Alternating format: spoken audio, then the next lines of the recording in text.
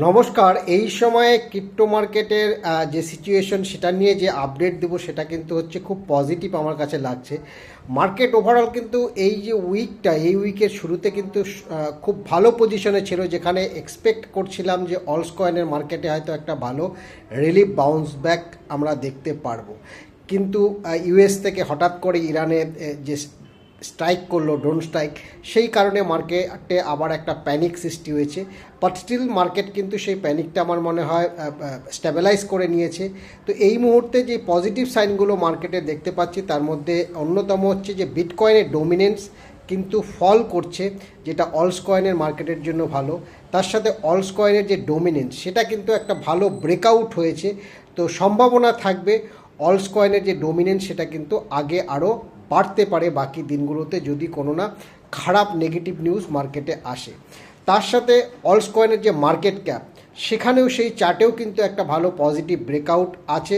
তো মেবি তেলের দামও কিন্তু আন্ডার $90 নিচে চলে আসছে। তো সব দিক দিয়ে যেটা মনে হচ্ছে যে রিস্ক অ্যাসেটের কিন্তু এখানে একটা অ্যাপিটাইট ইনভেস্টারদের মধ্যে বাড়তে পারে। সুতরাং অলস কয়েনের যে মার্কেট ক্যাপ সেটা সেই চার্টে যেরকম একটা ব্রেকআউট দেখতে পাচ্ছি, তার সাথে যে সিচুয়েশনগুলো রয়েছে তাতে অলস কয়েনের মার্কেটে কিন্তু আরও মানি ইনফ্লো হওয়ার সম্ভাবনা থাকবে এবং এই মার্কেট ক্যাপটা আরও কিন্তু আপসাইডের দিকে যাওয়ার প্রবাবিলিটি রয়েছে।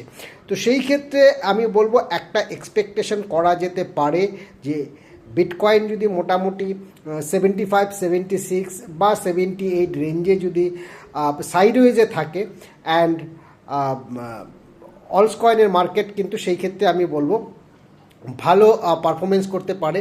বাট একটা বিষয় যেটা এখানে একটু নেগেটিভ লাগছে, ইথিরিয়াম কিন্তু কোনোভাবেই এখানে পারফরমেন্সে ফিরে আসতে পারছে না। সেই কারণে এন্টায়ার যে ইথিরিয়ামের ইকোসিস্টেম সেটা তো অলস কয়েনের বাজারে রয়েছে, সেটা কিন্তু স্ট্রাগল করছে। সামহাও যদি ইথিরিয়াম এখানে একটা ভালো পারফরমেন্সে ফিরে আসতে পারে তাহলে কিন্তু অলস কয়েনের বাজারে আমার মনে হয় বেশ ভালো একটা কিন্তু রিকভারি আপসাইড র্যালি মার্কেট কিন্তু দিতে পারে।